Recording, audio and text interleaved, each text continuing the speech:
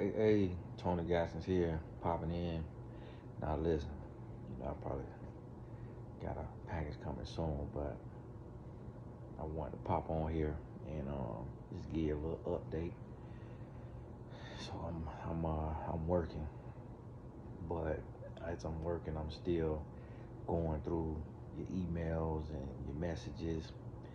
I had to close my one-on-one sessions for a little while just because schedule just got in the way and just moving and shaking, and so I couldn't do the one-on-ones. And it's crazy, like when I close my one-on-ones, I start getting all these emails, oh, doing one-on-ones, and when I have them open, I don't be getting as many emails. And so just kind of how it worked. But I was thinking today about how in relationships, how we have so much to get over ourselves. And that's one of the things I'm noticing as I'm studying and I'm reading and I'm looking. It's like it's so much for people to overcome within themselves, to where just overcoming the pain and the trauma and just the heartache, the shortcomings, the things that we were raised with. And if you're single, you got an advantage right now.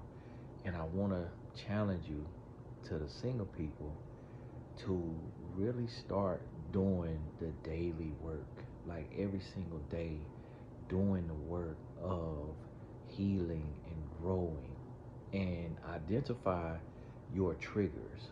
So when you go to work, if you work with people, like if you have to go out of the home, or even if you work from home, but some days you work with people, identify what triggers you, identify what annoys you, what bothers you, and then the next time it comes up, respond to it differently than you normally react to it. Respond to it differently, and then after you respond to it differently, pat yourself on the back, and then do some things. And this is for single men and single women, and share this with all your single friends, because this gonna help you in your relationship. And you kind of, when you meet somebody and you start dating them, like day one, you might want to share a video like this with them, or have this conversation with them, because sometimes it might be triggering, especially if you're a woman and you share my video with a man, because he be like, oh, he filling your head, he telling you what to do, he gonna have more power in the relationship than me. And so that's how men are. We're very territorial. I would be the same way if my woman was showing me another man videos. So that's why I always tell women, get the knowledge for yourself, and you could bring up the conversation on your own, but don't mention Tony Gaskins or any other male that you watch online, because that is a threat to a man. And some women say, oh, well, if he confident, he ain't gonna feel a threat. That's not true. Even a confident man is territorial. And so just listen to me on this. Just listen to me on this, or you're gonna be single the rest of your life. Listen to what I'm telling you now. I know men. He could be a great man, he could be a pastor, he could be a president. He's going to not like you watching another man videos. And some men, they are okay with it, and they become okay with it, but that's a very rare man, especially if he's not getting revenge by watching porn and cheating and doing stuff on the side. Because some men who are okay with it is because they know what they're doing, they got something going, and they turn it into a game. Like, oh, she thinks she know it all, watching these guys on whatever, but I'm getting away with this right here. Some guys will do that, and you would think they cool with it. But guys who not doing that stuff either, those are rare men. And you can't wait on no rare man, because you'll be waiting all your life. And a lot of times those men become that with their woman, not before they met their woman. So understand that. And so what I want to challenge y'all to do, to the singles, is get out your comfort zone. So one of the things I did on my 8th anniversary is I went skydiving with my wife. We did 8 different things. One of the things she put on there was skydiving. And she said that was for her, but she had me on there with her. I did not want to skydive. I do not like skydiving. But I did it just to show her I'm willing to conquer my fears. I'm willing to be completely uncomfortable. I'm willing to go to the end of the earth and back for you and with you. I love you this much. I will do something with you that I would never in a million years want to do on my own. And if singles would do that more, if singles would get out their comfort zone more and do more and just move and shake a little more, then you would be in a much better place if singles would do that.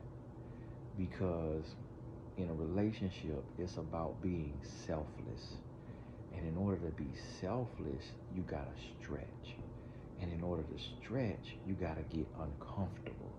So yesterday, I was looking at the menu and I ordered some food, and it was something I never heard of.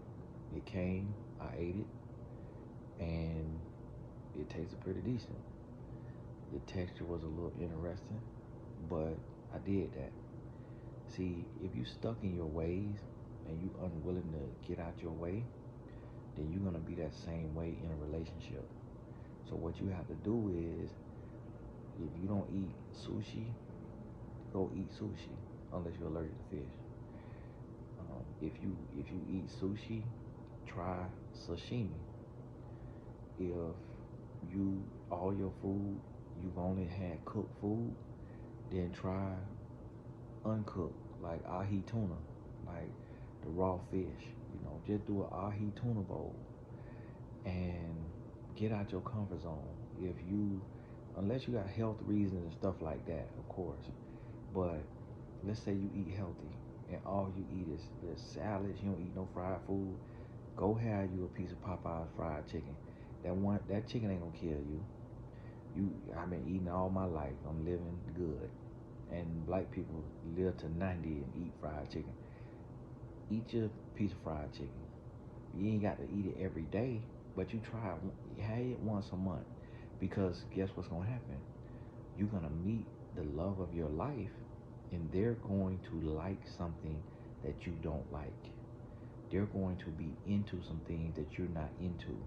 My wife like roller coasters. I like roller coasters as a kid. But when we go to Busch Gardens, she want to get on the roller coaster. And she'll ride the roller coaster several times. After one time, I'm sick and I'm ready to get mad. I'm ready to start an argument now. And so I had to get out my comfort zone. I'm a movie person. My wife really not into movies like that. She'll watch a movie, but she ain't crazy about it. So a lot of our dates, honestly, is at the movies.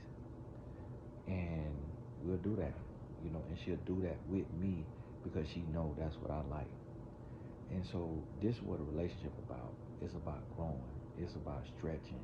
It's about compromise, healthy compromise. I'm not saying go have no threesome because your partner might want to do that. No, don't ever compromise your morals and your values and your self-respect. See, skydiving, that you might not have to do that, but you might want to go hiking.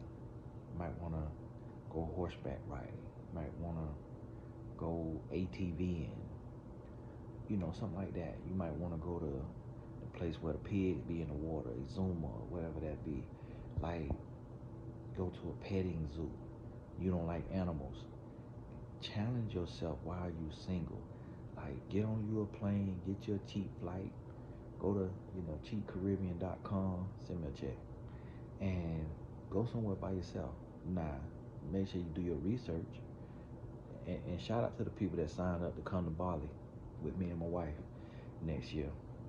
That right there is people on that list that's coming to Bali that are single. That's huge. That's huge because they going by themselves. Now, yeah, it's going to be other people, but they going by themselves from their family and their friend group. And that's huge. That's stretching. And that's what it takes in a relationship. You got to be uncomfortable in a relationship. You got to stretch because your partner is going to have a different personality than you. Your partner going to be very different than you. You're going to have a foundation, but all the other little pieces may be very different. So understand this. Start doing that work. Start pushing yourself. Start challenging yourself. Loving yourself on that next level. Confronting yourself. Holding yourself accountable. Okay, Tony, this how you do. You like this. you like to be on time, you like everything to be perfect. So like today I was told, hey, be ready by 10. I got ready. I was ready by 10. It's after 11. I'm still waiting. And I normally be in a bad mood, be angry, be upset, shut down, but I have to stretch. And so this is what I mean by stretching. I'm the type, I grew up watching my mom and daddy go off. If they ain't like something at a restaurant, that's where they got their power from. Because growing up black in the South, you powerless. So when they got grown, you out of segregation, you out of, whatever it is, Jim Crow. So now, this white waiter, this white manager at this business, this white supervisor, as a black person, you could rip them a new one. Get them a piece of your mind because they work for you and they need your money. So I grew up seeing my daddy go off, my mama go off. So me and my sister, when we came grown, we was like that. But then I realized, you know what? I'm going off on this person about these eggs. They taking my food to the bite. They coming back. This plate wet. Like it's greasy up under this. They could easily put some snot in there. They could easily drip some drool in there. They arrested a lady for wiping in her private, in the front, wiping in her front part, pulling out the cream, the discharge, and putting it on sandwiches at Wendy's. True story. My homeboy told me he used to work at Burger King. He said somebody get him a hard time, they used to take their burger, because it flame grill, so it got the pepper on it. He said they used to take their burger, drop it on the ground, step on it, flip it on both sides, put it back on there. But think about this. You feel you feel so powerful when you going off on that waiter about your cold food, about your order wrong, and they back there taking your food through the ringer, and you get it back. Yeah, thank you. That's what I thought. They got some extra seasoning. They season thing good. Yeah. You got some seasoning, all right. You see what I'm saying? And that's what the Lord started to show me. Like, hold on. Be slow to anger. Pride come for a fall. The Lord started to remind me all that conquer yourself. A man who can conquer himself can conquer a city. The Lord started to remind me about all this. Show me all this. I'm like, okay. Okay. I've been hurting myself. I've been messing myself up with that pride. And then when I look, I'm like, the same thing that hurt me in real life, that same pride hurt me in my relationship. That same pride or arrogance or anger or temperament affect me in business and in love. So that's why I want y'all singles. And even if you're not single, you still need to grow in this way too. But if you're single, you got a little advantage because you get to work through this stuff. You get to get past this stuff so that then when it's time for your relationship, you are already in right standing. You are already good. You in a good place. So then they like, okay, you healed, you healthy, you whole. So now when you attract somebody, when you meet somebody and they see they not on your level mentally, emotionally, spiritually, they will scurry along. They'll go on about their business because they can feel themselves shrinking around you and in front of you. But to the contrary, when you elevate and you on that level and you meet somebody and they see that they could be on that level, then that's who you're going to start to attract. You'll start to intimidate the people who not on your level, and the people who are, you'll attract those people. And you'll be like, oh, okay, wow. There's something like the way we vibe in our conversation, like the way we get along, like we could talk for hours. And that's because of the level that you on. Here go one little situation. But hey, think about that and work on that. get your spirit right in that area and see how that changes your life. You see?